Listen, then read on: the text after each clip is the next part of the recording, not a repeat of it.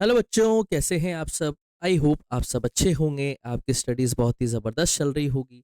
मेरा नाम है इंज़माम खान। स्वागत करता हूं आपका हमारे शानदार यूट्यूब प्लेटफॉर्म जिसका नाम है एफएमआई करियर इंस्टीट्यूट।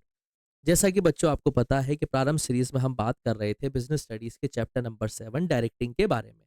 इससे पहले हम 6 चैप्टर्स को बहुत ही अच्छी तरीके से पढ़ चुके हैं। अगर अभी तक आपने उन 6 चैप्टर्स को नहीं पढ़ा है तो फटाफट से प्लेलिस्ट में जाएं और उन प्रीवियस 6 चैप्टर्स को अच्छी तरीके से रिवाइज करें और अपनी प्रिपरेशन को और भी स्ट्रॉन्ग करें। तो ऐसी ही वीडियोस आपके लिए बिजनेस स्टडीज, अकाउंटेंसी और इकोनॉमिक्स की आती रहेंगी।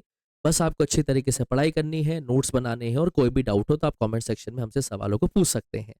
वीडियोस अगर आपको पसंद आ रही हैं बच्चों तो वीडियोस को लाइक करें, दोस्तों के साथ शेयर करें, चैनल को सब्सक्राइब करना ना भूलें, बेल आइकन पर जरूर क्लिक करना ताकि आपको वीडियोस के नोटिफिकेशंस टाइम टू टाइम पर मिलते रहें। तो बच्चों हमने बात करी थी डायरेक्टिंग चैप्टर के बारे में। This is the fourth function of management, जिसमें हम बात करते हैं जब एक मैनेजर अपने सबॉर्डिनेट्स को गाइडेंस प्रोवाइड करवाता है, उन्हें लीडरशिप देता है, उन्हें काउंसलिंग करता है, उनको मोटिवेशन देता है, क्या काम करना है, कैसे करना है, उस कॉन्सेप्ट को हम कहते हैं डायरेक्टिंग। इसके अंदर हमने इसके फीचर्स को पढ़ा, इसके इंपॉर्टेंस को पढ़ा, हमने इसके प्रोसेस को भी पढ़ा था। उसके बाद हमने फाइनेंशियल और नॉन फाइनेंशियल इंसेंटिव्स की बात करी थी।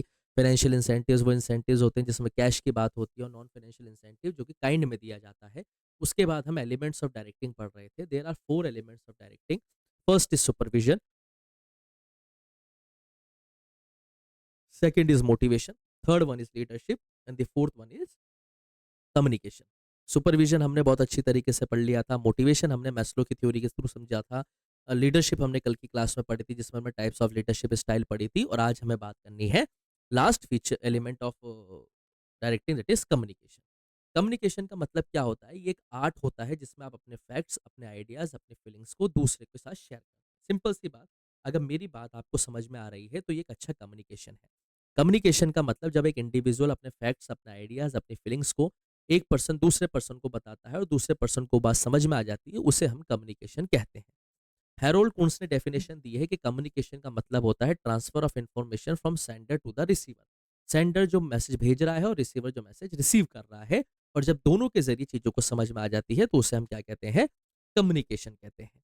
देर are few elements of communication which plays a very important role in the field in element communication, that is sender. Sender का मतलब क्या होता है बेटा? सेंडर एक वो पर्सन जो अपने थॉट्स और अपने आइडियाज जो है रिसीवर को कन्वे कर रहा है, या मतलब रिसीवर को भेज रहा है।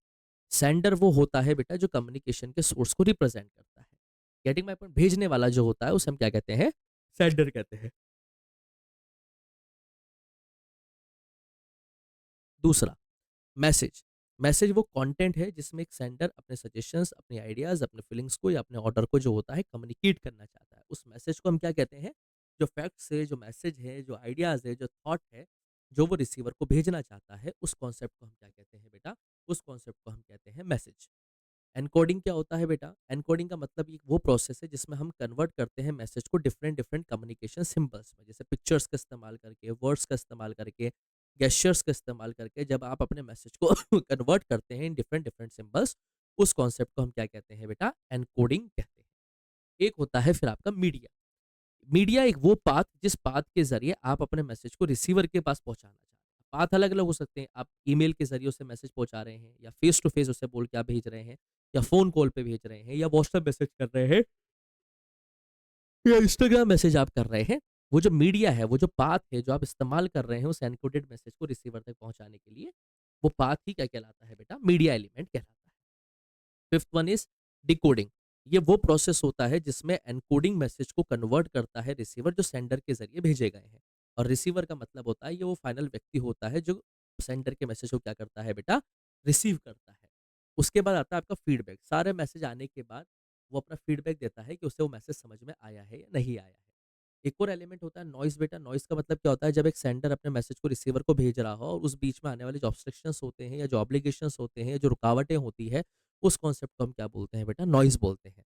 जैसे आपने कुछ खराब से सिंबल इस्तेमाल कर लिए, जैसे सामने वाला उस मैसेज को नहीं समझ पा रहा है। फ़ोन पे आप कोई मैसेज देना चाह रहे हैं लेकिन टेलीफ़ोन कनेक्शन में दिक्कत आ रही है, ठीक है? रिसीवर जो है वो अटेंटिव नहीं था, इनअटेंटिव था, इसलिए उसे मैसेज समझ में नहीं आया। फॉल्टी डिकोडिंग होती है, मतलब रॉन्ग मीनिंग आपने समझ लिया मैसेज का, या prejudice obstructing the poor understanding of message. आपने पहले से ही कोई आइडियोलॉजी या कोई माइंडसेट बना रखा हो सेंडर के बारे में, तो वो भी क्या करता है? बहुत बार आपके मैसेज को डिसरप्ट करने की कोशिश करता है।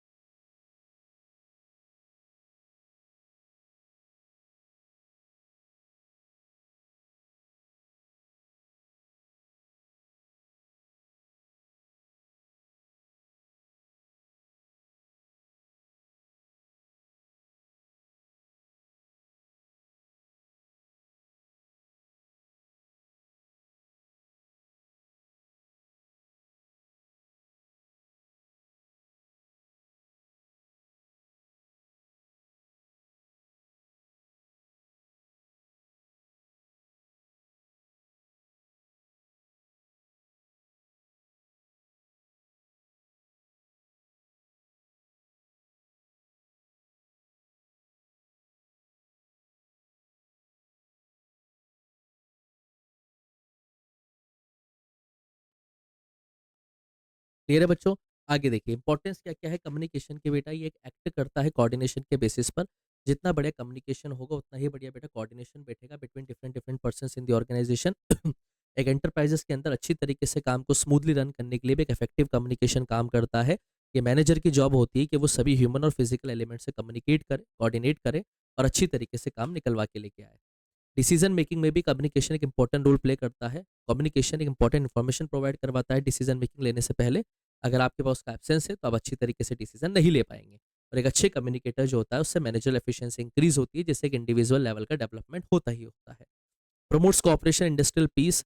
जाहिर सी बात है टू वे कम्युनिकेशन अगर आपके सबॉर्डिनेट और सुपीरियर के बीच में हो रहा है तो एक अच्छा माहौल आपके बीच में क्रिएट होगा और कहीं ना कहीं आप एक अच्छी इफेक्टिव लीडरशिप को जनरेट कर पाएंगे। बूस्ट करता है बेटा ये मोरल एम्प्लॉयज़ के और उसे मोटिवेशन भी प्रोवाइड करवाता है। दो तरीके के कम्युनिकेशन होते हैं बेटा, एक फॉर्मल कम्युनिकेशन जिसमें आप इन्फॉर्मेशन को ऑफिशियली इंटरचेंज करते हैं। इसमें जो कम्युनिकेशन होता है सुपीरियर और सबॉर्डिनेट के बीच में या सेम लेवल ऑफ एम्प्लॉयज़ के बीच में, ये ओरल भी हो सकता है और रिटन भी हो सकता है।